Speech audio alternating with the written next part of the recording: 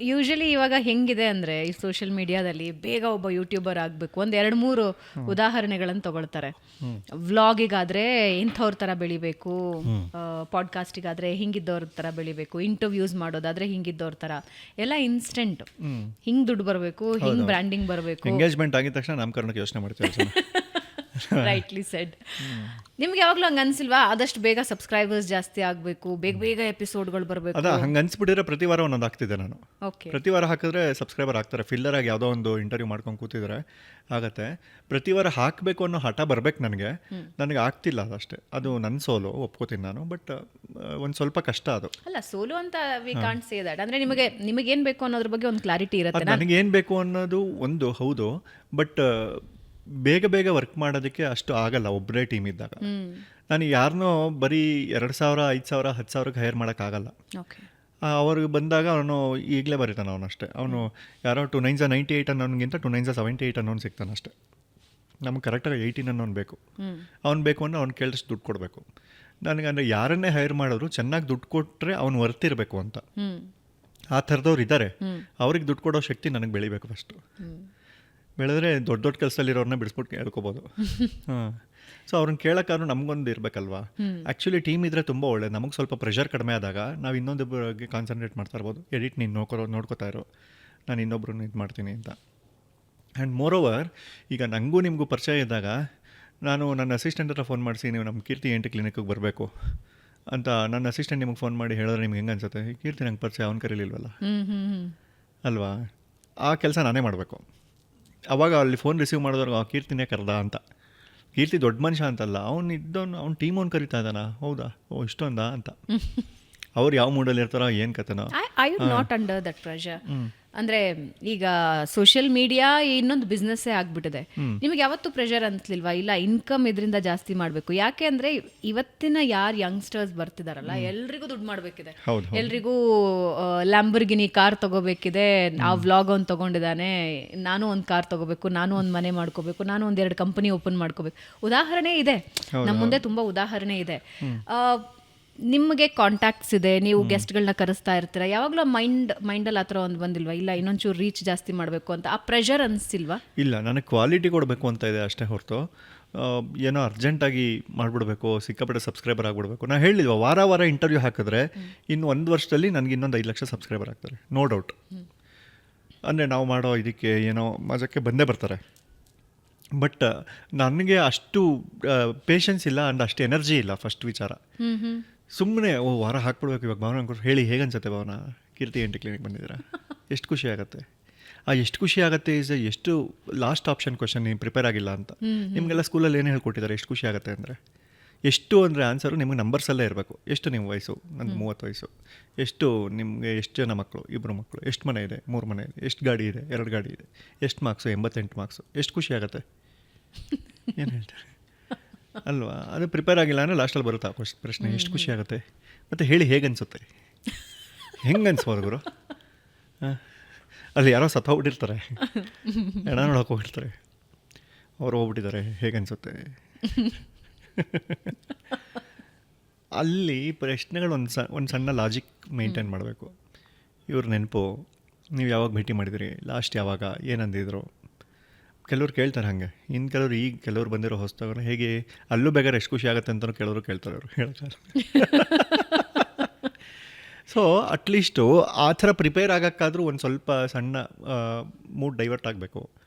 ಒಬ್ರದ್ದು interview ಹಾಕಿ ಅವ್ರದ್ದು ಎಪಿಸೋಡೆಲ್ಲ ಹೋದ್ಮೇಲೆ reactions ಹೆಂಗೆ ಬಂತು, ರೆಸ್ಪಾನ್ಸ್ ಹೆಂಗೆ ಬಂತು, ಅದರಿಂದ ಈಚೆ ಬಂದು ಇನ್ನೊಂದು ಮಾಡಬೇಕು. ಅದು ಮಾಡೋಕ್ಕಾಗಲ್ಲ ಅಂತೇನಿಲ್ಲ, ಪ್ರತಿ ವಾರ ಮಾಡಬಹುದು. ಇನ್ನೊಂದು ಸ್ವಲ್ಪ ಎನರ್ಜಿ ಜಾಸ್ತಿ ಆಗಬೇಕು ಅದಕ್ಕೆ. ರೇಸ್ ಅಂತಲ್ಲ, ರೇಸಲ್ಲಂತೂ ಇಲ್ಲ. ನನಗೆ ಯಾರು ಕಾಂಪಿಟೇಷನ್ನು ಅದು ಇದು ಅದೆಲ್ಲ ಏನಿಲ್ಲ. ಕೆಲವ್ರು ನನಗಿಂತ ತುಂಬ ಚೆನ್ನಾಗಿ ಮಾಡ್ತಿದ್ದಾರೆ, ನಂದಾದ್ಮೇಲೆ ಶುರು ಮಾಡಿದವರು. ಕೆಲವ್ರು ನನಗಿಂತ ಹಿಂದೆ ಮಾಡಿದವರು ಇನ್ನೂ ಹಿಂದೆ ಇದ್ದಾರೆ. But that's okay. ಅಂದರೆ ಯೂಟ್ಯೂಬಲ್ಲಿ ಕಾಂಪಿಟೇಷನ್ ಅನ್ನೋಂಥದ್ದು ನನಗಂತೂ ಯಾವುದೂ ಇಲ್ಲ. That's okay. ನನಗಿಂತ ಮುಂದೆ ಹೋದವ್ರು ಹೋಗಲಿ. ಕೆಲವೊಂದು ನನಗೆ ಜಲಸ್ ಫೀಲ್ ಆಗೋಕ್ಕೆ ಇಷ್ಟ. ಈ ಯೋಚನೆ ನಂಗೆ ಬರಲಿಲ್ಲ. ಯಾರ ಬಗ್ಗೆ ಆದರೂ ಇದೆಯಾ?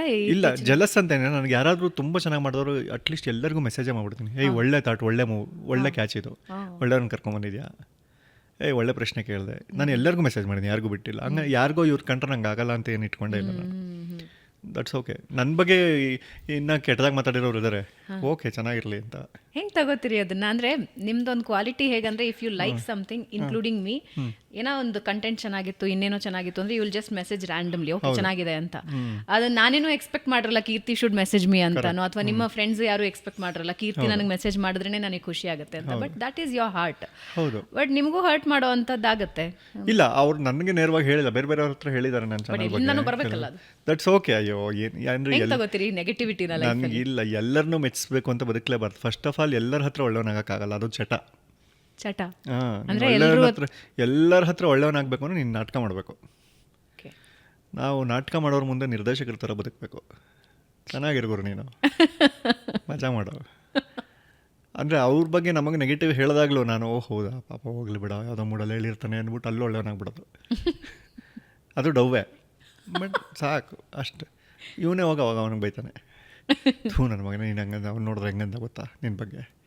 ಅವಾಗ ಅವ್ನು ಚೇಂಜ್ ಆದರೆ ಬದುಕೊಂಡ, ಚೇಂಜ್ ಆಗಿಲ್ಲ ಇನ್ನೂ ಹಾಗೆ ಇರ್ತಾನೆ ಅವನು. ಏನು ಮಾಡೋದು, ಅದಕ್ಕೆ ರಿವೆಂಜ್ ತೊಗೊಳಕ್ಕೆ ಟೈಮ್ ವೇಸ್ಟ್ ಮಾಡೋದು, ಅವನ ಬಗ್ಗೆ ಯೋಚನೆ ಮಾಡೋಕ್ಕೆ ವರ್ತೇ ಇಲ್ಲ ಅಂತ ಅಷ್ಟೊಂದು ಟೈಮೇ ಸ್ಪೆಂಡ್ ಮಾಡಬಾರ್ದು ಅವನ ಬಗ್ಗೆ. ನಮ್ಮ ಕೆಲಸ ಮಾಡ್ಕೊಂಡು ಹೋದ್ರೆ ಸಾಕು. ಜನ ಈಗ ಏನು ಗೊತ್ತಾ, ಯಾರೋ 80 ಜನ ಒಳ್ಳೆ ಮಾತಾಡಿರೋನ್ ಬಿಟ್ಟು 5 ಜನ ಕೆಡ್ದಾಗ ಮಾತಾಡಿರೋರ ಬಗ್ಗೆ ಟೈಮ್ ವೇಸ್ಟ್ ಮಾಡ್ತಾರೆ ಯಾರಾದರೂ.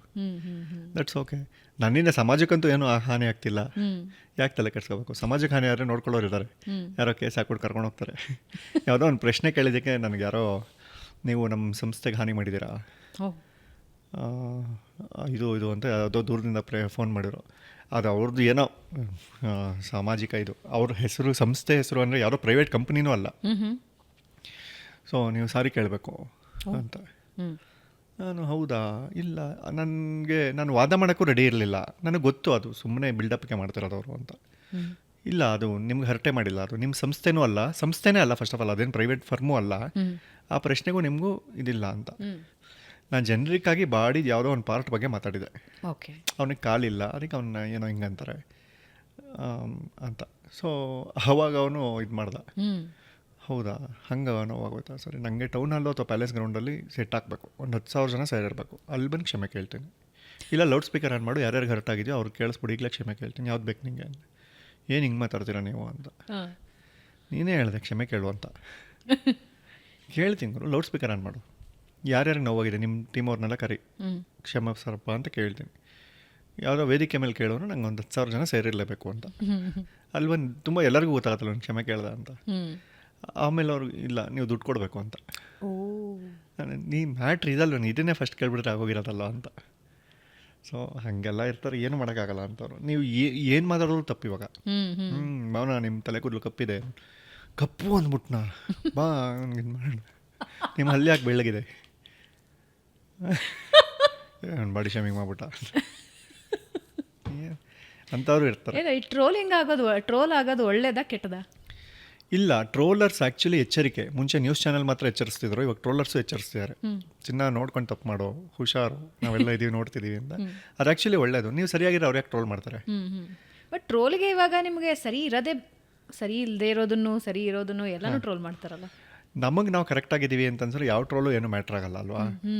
ಇವಾಗ ಕರೆಕ್ಟಾಗಿ ಓದ್ತಾ ಇದ್ದಾಗ ನೀವು ನ್ಯೂಸ್ ಚಾನಲ್ ನೀವು ಏನೋ ಒಳ್ಳೆ ನ್ಯೂಸ್ ಓದಿರ್ತೀರ, ಅದನ್ನು ಟ್ರೋಲ್ ಮಾಡಿರ್ತಾರೆ, ಅದ್ರಲ್ಲಿ ಪಾಸಿಟಿವ್ ಟ್ರೋಲ್ ಇರುತ್ತಲ್ವ, ಅವಾಗ ನಿಮ್ಗೊಂದು ಖುಷಿ ಆಗುತ್ತೆ, ಇದು ವೈರಲ್ ಆಯಿತು ಅಂತ. ನೀವು ಯಾರನ್ನೋ ಬೇರೆ ಥರ ಏನೋ ಮಾತಾಡಿದಾಗ, ತಪ್ಪಾದಾಗ, ಅವ್ನು ಟ್ರೋಲ್ ಮಾಡಿದಾಗ ಒಂದು ಸಣ್ಣ ಎಚ್ಚರಿಕೆ ಬರುತ್ತಲ್ವ ನಿಮಗೆ, ಹಿಂಗೆ ಮಾಡಿದ್ರೆ ಟ್ರೋಲ್ ಮಾಡ್ಬಿಡ್ತಾರಪ್ಪ ಅಂತ. ಎಲ್ಲರಿಗೂ ಒಂದೊಂದೇನೋ ಇರಬೇಕಲ್ವಾ. ನಾವು ಪೊಲೀಸ್ನವ್ರಿಗೆ ಹೆದರ್ಕೋತಾರೆ, ಪೊಲೀಸ್ನವ್ರು ಯಾರಿಗಾದ್ರೂ ಹೆದರ್ಕೋಬೇಕಲ್ವಾ? ಹೌದಾ ಅಲ್ವಾ? ಸೊ ರಾಜಕಾರಣಿಗಳು ಅಂಡರ್ ಪ್ರೆಷರಲ್ಲಿ ಇರ್ತಾರೆ, ಹಂಗೆ ಹೆಂಗೆ ಅವ್ರನ್ನ ಎದುರಿಸೋರು ಯಾರು? ನೀವು ನ್ಯೂಸ್ ಚಾನಲ್ ಅವರು. ಮಾಡು ಮಗ, ನೋಡಮ್ಮ ಸಾಯಂಕಾಲ ಬಾ ನ್ಯೂಸಿಗೆ ಕೂತ್ಕೋ ಅಂತ ಅಲ್ವಾ. ಹಂಗೆ ಒಬ್ಬೊಬ್ರು ಇರ್ತಾರೆ. ಟ್ರೋಲ್ ಅವ್ರಿಗೂ ಮಾಡೋಕೆ ಇನ್ನೊಬ್ಬರು ಯಾರೋ ಕೋರ್ಟ್ ಏನೋ ಇರುತ್ತೆ. ಹಂಗಂತ ಅಂದ್ಬಿಟ್ಟು ನೀನು ಕರೆಕ್ಟಾಗಿದ್ದೀವಿ ಅಂತ ಅಂದ್ಕೊಂಡ್ರೆ ಅದೇನು ಮ್ಯಾಟ್ರ್ ಆಗಲ್ಲ, ಟ್ರೋಲ್ ಏನೋ ಇದು ಮಾಡಲ್ಲ ಅಲ್ವಾ. ಅವ್ರು ಎಚ್ಚರಿಸ್ತಾ ಇರ್ತಾರೆ. ಕೆಲವ್ರನ್ನ ಅಂದರೆ ಯಾರನ್ನೂ ಪರ್ಸ್ನಲಾಗಿ ಟ್ರೋಲ್ ಮಾಡಬಾರ್ದು, ಬಾಡಿ ಶೇಮಿಂಗ್ ಅದು ಇದೆಲ್ಲ ಅವರು ಮಾಡಿಲ್ಲ, ತುಂಬ ಜನ ಮಾಡಲ್ಲ. ಕೆಲವ್ರು ಯಾರೋ ಮಾಡಿದರೆ ಮೋಸ್ಟ್ಲಿ ಅವ್ರಿಗೆಲ್ಲ ಆಲ್ರೆಡಿ ಬಿದ್ದಿರುತ್ತೆ ಒಂದರಲ್ಲಿ. ದಟ್ಸ್ ಓಕೆ, ಅವರು ಅದನ್ನು ಅರ್ಥೇ ಮಾಡಿರ್ತಾರೆ ಕೆಲವರು. ಈ ಸೋಷಿಯಲ್ ಮೀಡಿಯಾ ನೀವು ಸ್ವಲ್ಪ ಈ 3 ವರ್ಷಗಳಲ್ಲಿ ಐ ಥಿಂಕ್ ನಿಮಗೆ ತುಂಬ ಗೊತ್ತಿರುತ್ತೆ ಹೆಂಗೆ ವರ್ಕ್ ಆಗುತ್ತೆ, ಯಾವ ಟೈಮಿಂಗು ಎಲ್ಲನೂ ಮ್ಯಾಟ್ರ್ ಆಗುತ್ತೆ. ನೀವು ಕಾಂಟೆಂಟ್ ಕ್ರಿಯೇಟರ್ ಇದ್ದೀರಿ, ನಿಮ್ಮನ್ನು ಹೊರತುಪಡಿಸಿ ನಾನು ಕೇಳ್ತಾ ಇದ್ದೀನಿ, ಅಂದರೆ how it works social media? Facebook ಹೆಂಗೆ ವರ್ಕ್ ಆಗುತ್ತೆ, ಇನ್ಸ್ಟಾ ಹೇಗೆ ವರ್ಕ್ ಆಗುತ್ತೆ, ಆ್ಯಂಡ್ ಯೂಟ್ಯೂಬ್ ಹೇಗೆ ವರ್ಕ್ ಆಗುತ್ತೆ? ಇಲ್ಲ, ತುಂಬ ದೊಡ್ಡ ಪ್ರಶ್ನೆ ಇದು. ಆ್ಯಕ್ಚುಲಿ ಅವ್ರು ಆ 3 ಕಂಪ್ನಿಯವ್ರಿಗೆ ಬಿಟ್ಟು ಬೇರೆ ಯಾವ ಜನರಿಗೂ ಗೊತ್ತಿಲ್ಲ, ಇನ್ಕ್ಲೂಡಿಂಗ್ ನನಗೂ. ನಿಮ್ಮ ಚಾನಲ್ ಕೇಳಿ, ಅವರಿಗೂ ಗೊತ್ತಿರಲ್ಲ. ಅಲ್ಲ ಅಲ್ಲ, ಯಾಕಂದರೆ ಈಗ ನೋಡಿ, ಯಾವುದೋ ಒಂದು ದುರಂಧರ್ ಬಂತು, ಇವತ್ತು ದುರಂಧರ್ ಬರ್ತಿದೆ, ನಾವು ಯಾವುದೋ ಪೋಸ್ಟ್ ಮಾಡಬೇಡ ಅಂತ ಎಷ್ಟೊಂದು ಜನ ಸುಮ್ಮನೆ ಇರ್ತಾರೆ. ಓಕೆ. ಬಟ್ ದುರಂಧರ್ಗೂ ಅವ್ರು ಪೋಸ್ಟ್ ಮಾಡೋದಕ್ಕೂ ಸಂಬಂಧ ಇರಲ್ಲ, ಅದ್ರ ಪಾಡಿಗೆ ಅದು ಓಡ್ತಿರುತ್ತೆ ಅಲ್ವಾ. ಬಟ್ ಸೋಷಿಯಲ್ ಮೀಡಿಯಾ ಹೆಂಗೆ ವರ್ಕ್ ಆಗುತ್ತೆ ಹಾಗೆ ಹಿಂಗೆ ಅಂದರೆ, ನಮ್ಮದು ಮೇಯ್ನ್ ಕಾಪಿ ರೈಟ್ ಇರೋ ಕಂಟೆಂಟ್ಗಳನ್ನು ಹಾಕಿದ್ರೆ ಆಬ್ವಿಯಸ್ಲಿ ಸೋಷಿಯಲ್ ಮೀಡಿಯಾದವರು ರೀಚ್ ಕಡಿಮೆ ಮಾಡ್ತಾರೆ. ಓಕೆ. ಅಂದರೆ ಇವಾಗ ನಿಮ್ಮ ಚಾನಲಲ್ಲಿ ಬಂದಿರೋ ಕಂಟೆಂಟು ಆಲ್ರೆಡಿ ನಿಮ್ಮ ಯೂಟ್ಯೂಬಲ್ಲಿ ಬಂದಿದೆ, ಅದನ್ನು ಎತ್ಕೊಂಡು ನಾನು ನನ್ನ ಚಾನಲಿಗೆ ಹಾಕ್ಕೊಂಡ್ರೆ ಅದು ಆಟೋಮೆಟಿಕ್ ಸಾಫ್ಟ್ವೇರ್ ಏನೋ ಇರುತ್ತೆ ಕಾಪಿ ರೈಟ್ಸ್ನ ಚೆಕ್ ಮಾಡಿದ್ರೆ ಅವ್ರೇನು ನೋಡ್ತಾ ಕೂತಿರಲ್ಲ ಕೀರ್ತಿ ಯಾವ್ದು ಹಾಕ್ತಿದ್ದಾನೆ, ಭಾವನ ಯಾವ್ದು ಹಾಕ್ತಿದ್ದಾರೆ ಅಂತ. ಬಟ್ ಅದು ಸಾಫ್ಟ್ವೇರು ಏನು ಮಾಡುತ್ತೆ, ಕಣ್ಣು ಹಿಡಿದ್ಬಿಟ್ಟು ತೋರಿಸುತ್ತೆ ಇದು ಇದಾಗಿದೆ ನಿಂದು ಅಂತ. ನಾವೇನು ಕೇರ್ ಮಾಡದೆ ಸುಮ್ಮನಿದ್ರೆ ನನ್ನ ಚಾನಲ್ 100 ಜನ ನೋಡ್ತಾ ಇರೋರನ್ನ 15 ಜನಕ್ಕೆ ಮಾತ್ರ ತೋರಿಸತ್ತದು. ಓಕೆ. ಅದು ಫೇಸ್ಬುಕ್ಕು ಅಷ್ಟೇ, ಇನ್ಸ್ಟಾಗ್ರಾಮು ಅಷ್ಟೇ. ಇನ್ಸ್ಟಾಗ್ರಾಮಲ್ಲೂ ಅಷ್ಟೇ, ನೀವು ಪ್ರತಿದಿನ ಏನೋ ರೀಲ್ ಮಾಡ್ತಿರ್ತೀರಾ, ಅದು ತುಂಬ ಕ್ರಿಂಜ್ ಆಗಿದ್ರೆ ನಾಳೆ ನೋಡೋರ ಕಡಿಮೆ ಆಗ್ತಾರೆ. ಮತ್ತು ನಿಮ್ಮ ಚಾನಲಲ್ಲಿ ಅದು ತುಂಬ ಜನ ಅಂದ್ಕೊಂಡಿದ್ದಾರೆ, ನಾನು ಈ ಟೈಮ್ಗೆ ಹಾಕಿದ್ರೆ ನನ್ನ ರೀಲ್ ತುಂಬ ಓಡುತ್ತೆ, ಆ ಟೈಮ್ಗೆ ಹಾಕಿದ್ರೆ ತುಂಬ ಓಡುತ್ತೆ. ಬೆಂಗಳೂರಲ್ಲಿರೋರೆಲ್ಲ ಏನು ಅನ್ಕೋತಾರೆ, ಆಫೀಸ್ ಇವಾಗ ಬಿಡುತ್ತೆ, ಇವಾಗ ಕ್ಯಾಬಲ್ಲಿ ಕೂತ್ಕೊಂಡು ನೋಡ್ತಾರೆ ಅಂತ. ಆ ಥರದ್ದು ಏನೋ ಒಂದು ಮೈಂಡ್ ಸೆಟ್ ಬಂದ್ಬಿಟ್ಟಿರುತ್ತೆ ಅವ್ರಿಗೆ. ಈಗ ಊಟ ಮಾಡ್ತಿರ್ತಾರೆ ಎಲ್ಲರೂ, ಯಾರು ಕರೆಕ್ಟಾಗಿ 1 ಗಂಟೆಗೆ ಊಟ ಮಾಡ್ತಾರೆ ಹೇಳಿ ಅಲ್ವಾ? ಯಾರೂ ಮಾಡಲ್ಲ. ನಮ್ಗೆ ಅದು ಬರುತ್ತೆ, ಈಗ ಊಟ ಮಾಡ್ತಿರ್ತಾರೆ, ಇವಾಗ ಬಿಟ್ಬಿಟ್ಟೋಣ. ಅವ್ನು 3:30ಗೆ ಊಟ ಮಾಡೋದು ಅಲ್ವಾ?